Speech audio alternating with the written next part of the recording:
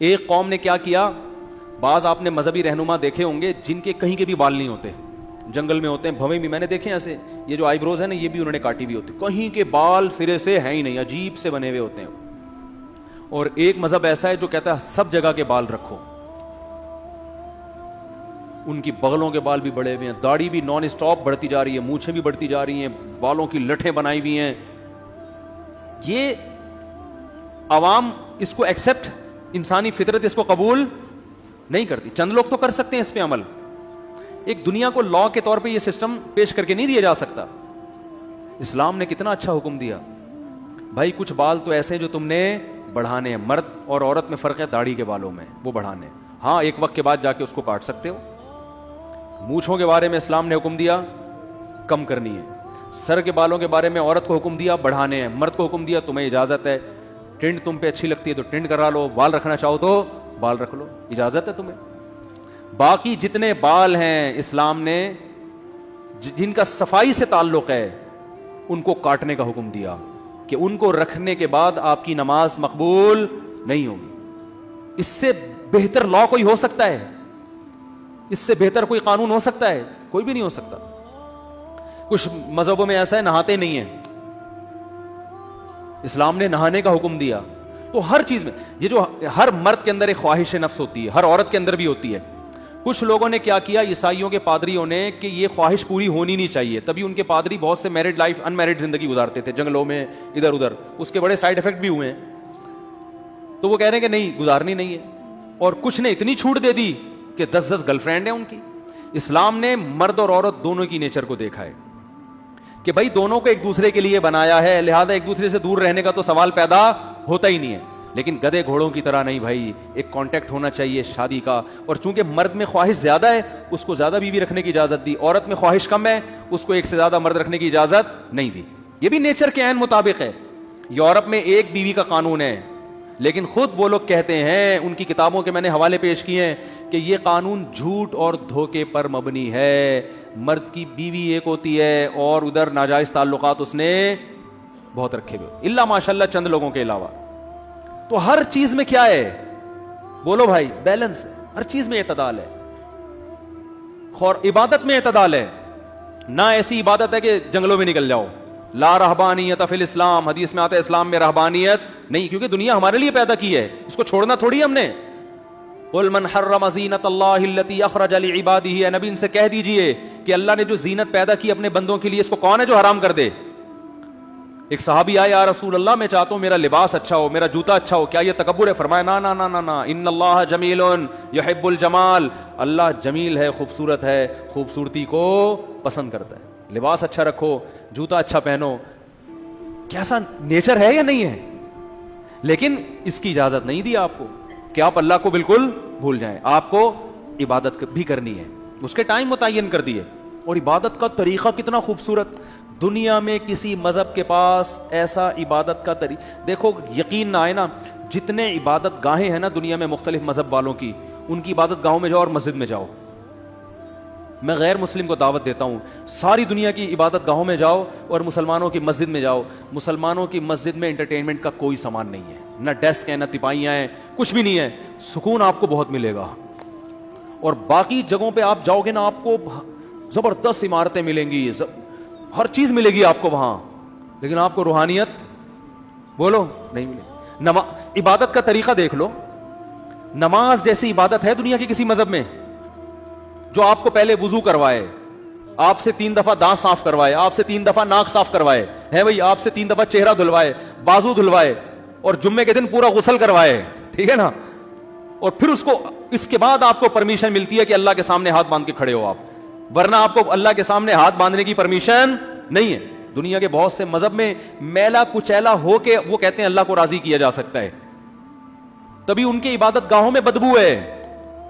تو بھائی ایک ایک چیز, پھر وراثت کے مسائل دیکھو یار, کہ محمد صلی اللہ علیہ وسلم تو امی تھے, لکھنا پڑھنا نہیں جانتے تھے, انہیں کیسے پتا چل گیا کہ بیٹے کا دگنا ہونا چاہیے, بیٹی کا آدھا ہونا چاہیے؟ اس لیے کہ بیٹے پہ خرچے زیادہ ہیں. عرب تو بیٹی کو 1 کوڑی نہیں دیتے تھے.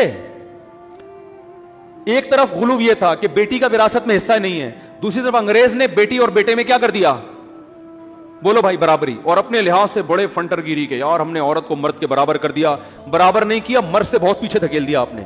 कैसे धकेल दिया, बस ये बयान करके मैं अपनी बात खत्म करता हूं। देखो, एक आदमी का इंतकाल होता है, वो मर गया, बेवा भी नहीं है कोई, उसका एक बेटा और एक बेटी, और विरासत छोड़ी इसने कितनी, 3 लाख रुपए। इस्लाम कहता है 2 लाख बेटे को दो, 1 लाख बेटी को। बज़ाहिर जुल्म है कि यार वो भी तो बेचारी इतना ही हिस्सा, यानी वो भी तो इतनी, ऐसे ही रिश्ता था ना जितना इसका है। लेकिन इस्लाम उस 2 लाख मर्द को देके उस पे खर्चे 4 लाख के डाल रहा है ठीक है ना, और बेटी को 1 लाख देके खर्चा उस पे 1 रुपए भी नहीं डाल रहा। इसलिए कि बेटी की जब शादी होगी तो शादी के मौके पे मेहर का खर्चा किसके जिम्मे होगा, इस लड़की के जिम्मे होगा, इसके शौहर के जिम्मे होगा। फिर शादी के मौके पे दावत होती है, बारात का इस्लाम में तस्वुर नहीं है, वो दावत को वलीमा कहते हैं। वो वलीमे का खर्चा किस पर होगा, अरे बोलो यार जल्दी जल्दी, फिर आप लोग भूल जाते हो, जब शादी होने का टाइम आता है ना भूल जाते हो आप। फिर बारातों में जा रहे होते, खा रहे होते, तबीयत से फोड़ फाड़ के आते हो, फिर बयान सुन रहे होते मेरा बारात के खिलाफ, उसको फोड़ फाड़ के आते हो तबीयत से। तो वो वलीमे का खर्चा किसके जिम्मे है, शौहर के। फिर लड़की रुखसत हो गए शौहर के घर जाएगी, घर प्रोवाइड करना किसके जिम्मे है, शौहर के।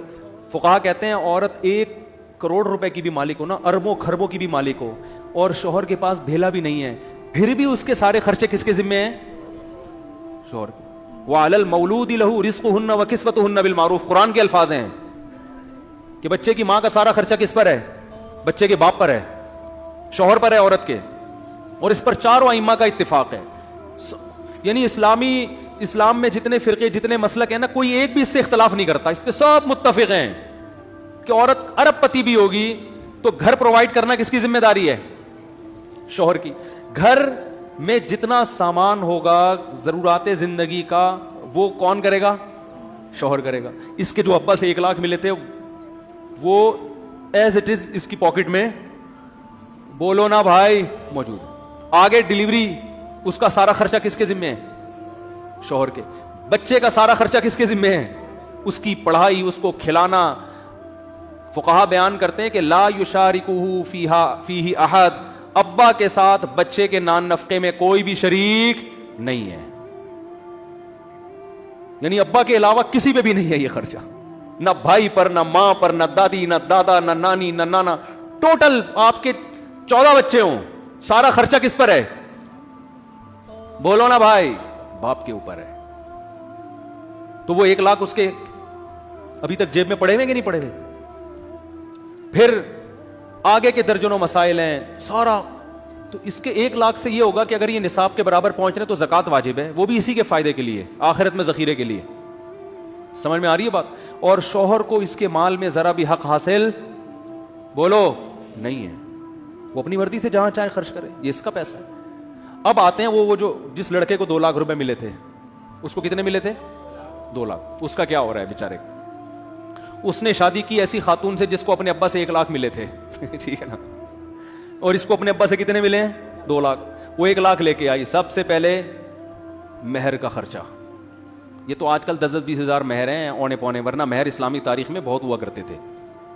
सबसे पहला खर्चा क्या होगा, मेहर का। जहां जिन कंट्रीज में अंग्रेजों का असर नहीं रहा ना, या हिंदुओं का साथ इख्तलात नहीं रहा, आज वहां औरत का मेहर बहुत ज्यादा होता है। हिंदुस्तान में मेहर कम हो गया, पाकिस्तान में कम हो गया, लेकिन आप कबायली इलाकों में जाओ ना, जहां गोरों ने हुकूमत नहीं की, वहां मेहर ठीक ठाक। अफगानिस्तान में जाओ, वहां हुकूमत की कोशिश तो बहुत की है मगर हुकूमत की नहीं, वहां औरतों का मेहर बहुत ज्यादा है। मर्द का बेड़ा गर्क हो जाता है बेचारे का, दुकानें बिक जाती हैं, फिर शादी होती है, वो मेहर मांगते हैं। मेहर क्या है, औरत को तहफ़्फ़ुज़, कि कल छोड़ दिया तो फ्री में, देखो फ्री की चीज को छोड़ना 2 मिनट में आसान, 8-8, 10-10 लाख कम से कम मेहर है वहां।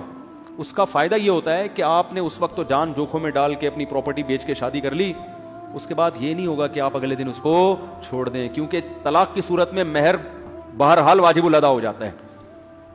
क्योंकि तलाक से पहले तो औरतें अक्सर मेहर मांगती नहीं है कि चलो मियाँ तुम हम भी खर्च कर रहे हो, मांग ले तो उनका हक है, लेकिन तलाक के बाद तो फौरन अदायगी। तो एक तहफ़्फ़ुज़ है ना इस्लाम ने दिया है औरत को कि भाई तलाक का इख्तियार तो तुम्हें है, लेकिन तलाक को तुम्हारे लिए क्या बना दिया हमने, मुश्किल।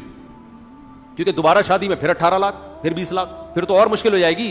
कमारे की तो फिर भी लोग दिलचस्पी होते हैं कि दफा तलाक दे दी, फिर तो डबल मेहर मांग रहे होते हैं। तूने उसको दिएगा, हमारी बेटी को भी कल दे सकता है, 25 लाख लिख दे तू ठीक है ना, ایسا ہو رہا ہے معاشرے میں, اور یہ حق بنتا ہے لڑکی والوں کا, بھائی ہمیں کیا پتا, آپ ایک کو چھوڑ چکے ہیں, پتہ چلا کہ کل اس کو بھی چھوڑ دیں, تو کچھ چھوڑیں تو کچھ ہو تو صحیح اس کے پاس.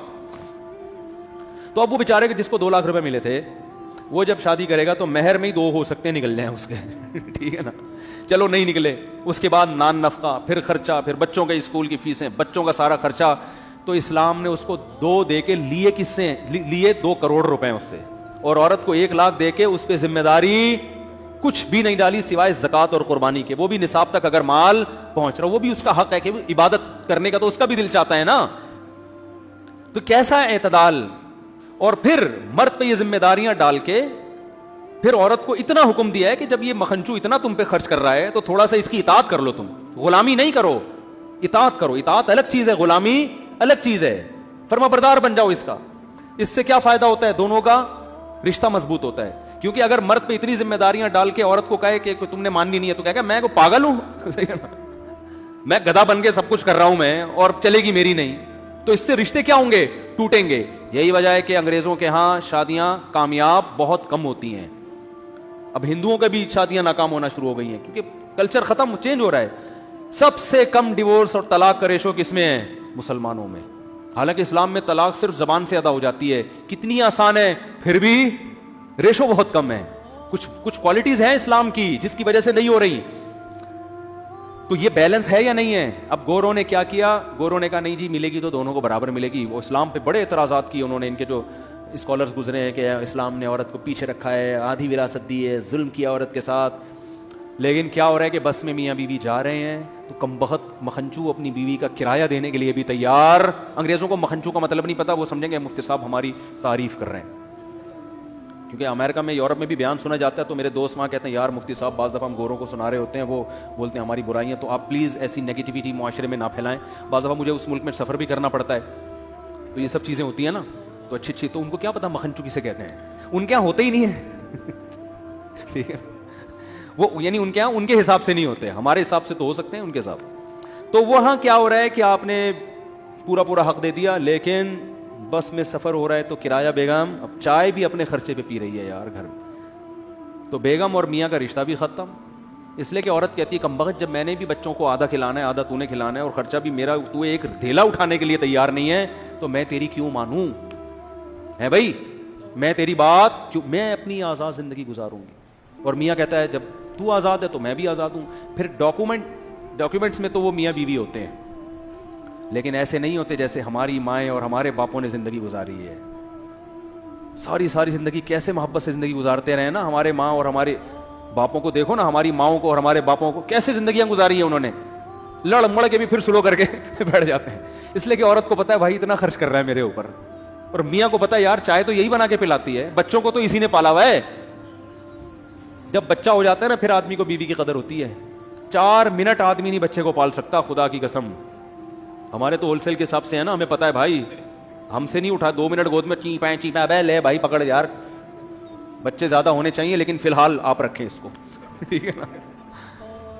تو آدمی بھی محتاج ہے بھائی, اس کو پتا ہے بچے پالنے کے لیے مجھے بیوی سے بہتر, ان کی ماں سے بہتر کوئی نعمت نہیں. تبھی الٹی سیدھی, تبھی میں نے ایک بیان میں کہہ رہا تھا نا, گھر سے باہر انسان کی بہت عزت ہوتی ہے. 4 ہوں گی بیویاں تو گھر میں بہت زیادہ ذلیل ہوگے معذرت کے ساتھ, 1 ہوگی تو تھوڑا کم ذلیل ہوگے. کوالٹی کا فرق ہے. ان میرڈ آدمی کی گھر میں عزت ہوتی ہے, ٹھیک ہے نا. وہ ذاتی مکان پہ میرا ایک بیان آیا تھا کہ ذاتی مکان نہیں ہوگا تو لوگ کہتے ہیں عزت نہیں ہوگی. بھائی گھر سے باہر تو عزت کس اور بہت ساری چیزیں ہیں, گھر میں تو ویسے بھی عزت ہوتی نہیں. 1 ہوگی تو کم بے عزتی ہوگی, 4 ہوں گی تو بہت زیادہ بے عزتی. کوالٹی میں اس کی کوالٹی اچھی ہوگی بے عزتی کی. بے عزتی اور ذلت کی جو کوالٹی ہے وہ 4 کی صورت میں 4 گنا زیادہ اچھی ہو جائے گی.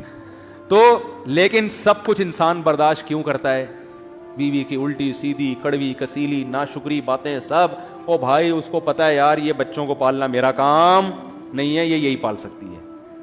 ماں تو جیسی تیسی ہو بھائی, اپنے بچے کے لیے تو وہی جنت. بچے کو بھی اس کی گود میں جو سکون ملتا ہے آپ کی گود میں نہیں ملتا. تو تھوڑی دیر تک ابا کرتا ہے, اس کے بعد اس کو وہ کہہ رہے یار وہ خوشبو آ ہی نہیں رہی ہے اس کی بغلوں میں سے ٹھیک ہے نا, جو ماں کی بدبو اس کو کسی دوسرے کی خوشبو سے اچھی لگتی. تو نہیں پال سکتے بھائی, یہ مرد کا کام ہی نہیں ہے. مرد کھلائے گا, خرچہ بیگم کو کہے گا بیگم کیا چاہیے, تو بچے کو بھوک لگ رہی ہے تو میں باہر سے کچھ روٹی لا کے دے دیتا ہوں, دودھ لا کے دے دیتا ہوں, یہ کر لوں گا. پالنا تم نہیں ہے. تو اللہ نے ایک رشتہ بنا دیا نا. اب جب آپ ایک دوسرے پہ ڈیپینڈ ہی نہیں ہے تو رشتہ کہاں گیا؟ صحیح ہے نا. اس کو کیا ہے, کاغذ میں ہے یہ میری وائف, بس شادی بیاہ میں ملوا دو, یہ میری بیگم ہے, یہ وہ میرا ایک مکھنچو سا میاں پالا ہوا ہے میں نے, کم بخت ایک انڈا بھی مجھے اپنے پیسوں سے نہیں کھلاتا. تبھی طلاقیں بہت ہیں, اور پھر پتہ نہیں کیا کیا ہے. وہاں سے میرے پاس کالز آتی ہیں کہ میں وہ یونین کاؤنسل میں ہوں, میں کاؤنسلنگ کرتا ہوں. وہ بیچارہ سارا دن بیٹھ کے کاؤنسلنگ ہی کرتا رہتا ہے, بیٹھ کے میاں بیوی کو کس طرح سے جوڑنا ہے. تو بس کاغذی رشتہ ہے, کاغذی رشتہ ہے. تو ہر چیز میں میرے بھائی اسلام نے بیلنس کیا ہے. تو بات میں جلدی سے بس ختم کروں کہ آپ کے پاس اگر آپ اسلام کو فالو نہیں کرتے تو سرے سے راستہ ہے ہی نہیں. ساری زندگی ٹکرے مارتے رہو گے, کیا صحیح کیا غلط, کرنا کیا. یہ میرا بیان کئی ہفتوں سے چل رہا ہے لیکن اسٹائل تھوڑا سا ہر دفعہ چینج, کہ یہی تو سمجھانا ہے. تو اب میں مختلف الفاظوں سے, مختلف مثالوں سے کھوپڑی میں اتارنے کی کوشش کرتا ہوں. چلو اس طرح سے نہیں تو اس طرح. تو بعض لوگ کہتے ہیں یار ٹاپک چینج نہیں کرتے مفتی صاحب. اور بھائی ایک ہی بات سمجھ میں آ جائے تو میرا خیال ہے پھر یہی ٹاپک کافی ہے. لیکن کوشش کریں گے اگلے ہفتے سورہ قلم کی اگلی آیات پہ چلے جائیں. کوشش کا وعدہ کرتا ہوں میرے بھائی,